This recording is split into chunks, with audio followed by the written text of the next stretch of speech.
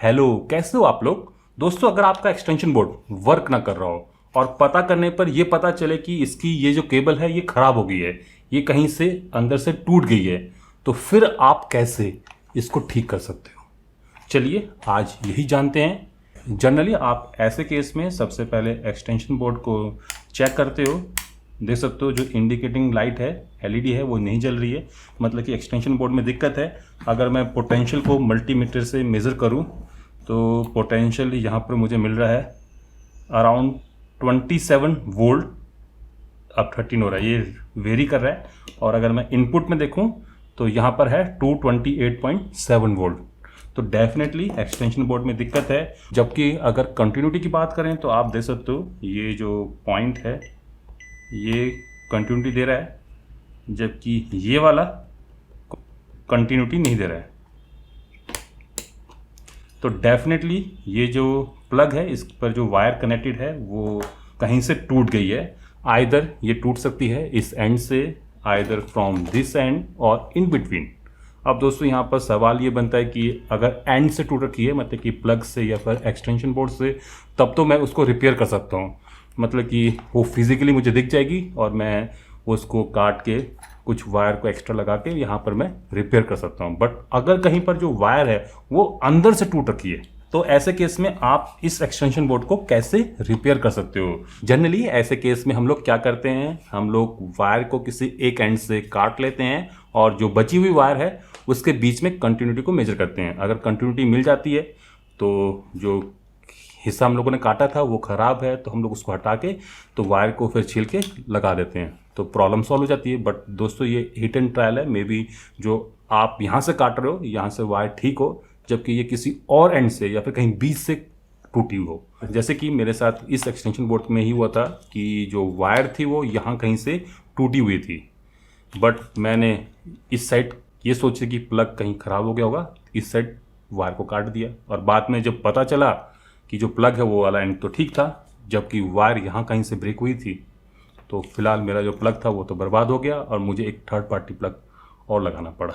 तो इस टाइप से दोस्तों हिट एंड ट्रायल का जो तरीका है वो कोई कारगर तरीका नहीं है। वायर में कहाँ ब्रेकेज है, कहाँ से वायर टूटी हुई है, आपको इतनी लंबी वायर में से किस एंड से काटना होगा। अगर वायर कहीं बीच से टूट रखी है तो ऐसे केस में तो काफ़ी बड़ी दिक्कत हो जाती है। तो दोस्तों अब इसका सोल्यूशन क्या है, क्या कोई ऐसा तरीका है जिससे मैं पहले से पता लगा पाऊँ कि इस वायर में एग्जैक्टली में ब्रेकेज कहाँ से है। तरीका है ये एसी वोल्टेज डिटेक्टर। ये एनिक का एसी वोल्टेज डिटेक्टर है 802, जो कि कुछ इस टाइप का दिखता है। आप इस डिटेक्टर से पता लगा सकते हो कि वायर एग्जैक्टली में कहाँ से ब्रेक हो रखी है। और भी इसके काफ़ी सारे एप्लीकेशन हैं, तो चलिए सबसे पहले मैं आपको इसी डिटेक्टर के बारे में बता देता हूँ। ये है एनिक का non contact AC voltage detector, जो कि कुछ इस टाइप का दिखता है। यहाँ पर आपको इसका एंटीना मिल जाएगा, मतलब कि मेन सेंसर है। यहाँ पर एक फ्लैश लाइट है, इंडिकेटिंग लाइट्स हैं, पावर बटन है, फ्लैश लाइट बटन है, सेंसिटिविटी बटन है, यहाँ पर क्लिप है पॉकेट के लिए, यहाँ पर एक पिन है जिसको प्रेस करके आप इस कैप को निकाल सकते हो। यहाँ पर बैटरी कंपार्टमेंट मिल जाएगा, 2 AAA सेल पर ये यूनिट चलती है। यहाँ पर आप वार्निंग पढ़ सकते हो, test non live circuit before use, sensitivity range 12 volt to 1000 volt, AC at 50 and 60 hertz. और यहाँ पर आप पढ़ सकते हो कि इन्होंने कौन सी रेंज स्पेसिफिकेशन यूज़ की है। तो ये है एनिक का AC वोल्टेज डिटेक्टर। चलिए अब इसको ऑन करते हैं। अगर आप देख पा रहे हो तो ये जो नीचे वाली वाइट LED है ये जल रही है, बता रही है कि ये जो यूनिट है ये इस समय ऑन है। अगर ऑफ़ करना है तो पावर बटन को प्रेस करना होगा, तो ये ऑफ़ हो गई है। फिर से प्रेस करेंगे तो ये ऑन हो जाएगी। तो ये जो डिवाइस है ये अब रेडी टू यूज़ है। चलिए चेक करते हैं। तो यहाँ पर चेक करते हैं कि लाइन वोल्टेज, मतलब कि AC वोल्टेज यहाँ पर आ रही कि नहीं आ रही। काफ़ी स्ट्रॉन्ग है दोस्तों। आप यहाँ पर सेंसिटिविटी को भी चेंज कर सकते हो। अगर आप इस S बटन को प्रेस करोगे तो ये ज़्यादा सेंसिटिव हो जाएगा। तो आप देख सकते हो न्यूट्रल लाइन के अक्रॉस भी अब ये एक लाइट जल रही है येलो कलर की। और अगर मैं एक बार फिर से S को दबाऊं तो ये अब ज़्यादा सेंसिटिव हो जाएगा और फिर से दबाने पर वापस नॉर्मल। मतलब कि यहाँ पर 3 सेंसिटिविटी रेंज है, नॉर्मल, लो और हाई। तो यहाँ पर आप आइडेंटिफाई कर सकते हो कि इन दोनों में से कौन सा लाइन टर्मिनल है और कौन सा न्यूट्रल। ये लाइन हो गया, ये न्यूट्रल। अब सवाल ये बनता है कि कैसे मैं इस पेन की मदद से वायर में कहाँ ब्रेकेज है, कहाँ से वायर टूटी हुई है, उसको कैसे पता लगा सकता हूँ। तो इसको समझने के लिए आप इस एक्सपेरिमेंट को देख लीजिए। जैसे कि इस समय मैं चेक करना चाहता हूँ कि इस वायर में ब्रेकेज कहाँ है, तो मैं इस टेस्टर को लगाता चला जाऊंगा।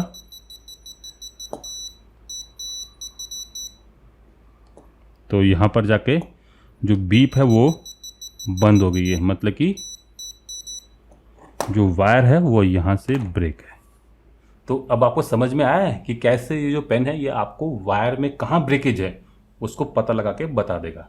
चलिए मैं एग्जैक्टली में अपने जो प्रोजेक्ट है उस पर आता हूँ। तो यहाँ पर मैं इस एक्सटेंशन बोर्ड को लगाने जा रहा हूँ एसी मेंस पर। चलिए एसी मेंस को ऑन कर देते हैं और टेस्टर से टेस्ट करते हैं। एसी के सिग्नल यहाँ पर आ रहे हैं और एक्सटेंशन बोर्ड पर भी आ रहे हैं। अब ये इसलिए क्योंकि एक वायर ठीक है, तो जो लाइन है, लाइन वोल्टेज है वो एक्सटेंशन बोर्ड तक जारी होगी। तो मुझे वायर को पलटना होगा कुछ ऐसे। अब देखते हैं आउटपुट पर कोई सिग्नल नहीं है, इनपुट पर सिग्नल है। तो अब इस कंडीशन में मुझे वायर को टेस्ट करना होगा। चलिए देखते हैं कैसे करते हैं। तो यहाँ पर मैं वायर के अक्रॉस इस टेस्टर को रख देता हूँ और सिग्नल को देखता हूँ। वायर यहाँ तक ठीक है, आगे ये भी ठीक है, आगे चलते हैं, ये भी ठीक है, ये भी ठीक है, ये भी ठीक है, यहाँ भी ठीक है।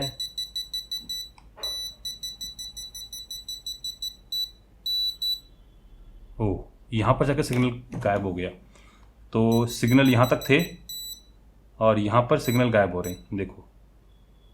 तो जो ब्रेकेज है डेफिनेटली यहाँ पर कहीं पर है। तो मुझे दोस्तों वायर को यहाँ से काटना होगा। चलिए अब इसको छील लेते हैं और फिर देखते हैं। अगर आप देख पा रहे हो तो जो वायर है आई थिंक यहाँ से टूट गई थी, ये देख लीजिए दोस्तों। तो जो वायर है वो यहाँ से टूटी है। काफ़ी कमाल का नहीं गैजेट, कितनी आसानी से इसने वायर कहाँ से टूट रखी है उसको डिटेक्ट कर लिया। चलिए अब एक बार कंटिन्यूटी को भी मेजर करके मैं आपको दिखा देता हूँ। Yes yes. चलिए अब एक्सटेंशन बोर्ड को भी खोल के वायर को सही कर लेते हैं। चलिए अब देखते हैं। तो लाइट जल गई है, तो डन। तो दोस्तों आप सभी ने देखा कि कैसे मैं इस टेस्टर की मदद से वायर कहाँ से टूट रखी है उसको फाइंड आउट कर सकता हूँ। बिगर हिट एंड ट्रायल के, बिगर तार को काटे, बिगर छीले, मैं पता लगा सकता हूँ कि जो वायर है वो कहाँ से ब्रेक हुई है। तो है ना दोस्तों काफ़ी कमाल की चीज़। अब सवाल ये बनता है कि ये जो टेस्टर है ये कैसे पता लगाता है। अगर आप देख पा रहे हो इस टेस्टर के अंदर एक स्ट्रिप है आगे की साइड को, एग्जैक्टली में ये एक एंटीना है जो कि एसी लाइंस के क्रॉस, एसी वायर के क्रॉस प्रोड्यूस होने वाली इलेक्ट्रोमैग्नेटिक फील्ड को कैप्चर करता है और बाद में इसके अंदर की जो इलेक्ट्रॉनिक्स है वो उसको एम्पलीफाई करके कुछ यहाँ पर आपको डिस्प्ले करा देता है और साथ में बीप करा देता है। तो एग्जैक्टली में जितनी भी ये एसी लाइंस होती हैं इसके अक्रॉस एक इलेक्ट्रोमैग्नेटिक फील्ड जनरेट हो जाती है because of that alternating current, and that electromagnetic field are captured by this antenna. अब होता ही है कि जब वायर के अंदर एसी ट्रैवल कर रही होती है तो उसका क्रॉस एक इलेक्ट्रोमैग्नेटिक फील्ड भी जनरेट हो जाती है। तो जब मैं इस टेस्टर को उसका क्रॉस मतलब इसकी प्रॉक्सिमिटी में ले जाता हूँ तो ये बीप करने लग जाता है और अगर कहीं वायर ब्रेक करे तो एसी आगे नहीं पहुँच पाएगी। तो ऐसे केस में जो इलेक्ट्रोमैग्नेटिक फील्ड है वो भी ब्रेक हो जाएगी और ये जो टेस्टर है ये इसको बता देगा।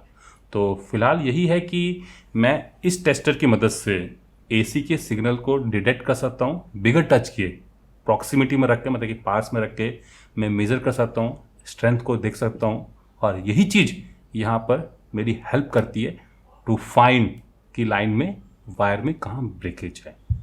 तो दोस्तों अब आपको पता चल गया होगा कि कैसे मैं इस टेस्टर की मदद से वायर कहाँ से टूट रखी है उसको फाइंड आउट कर सकता हूँ।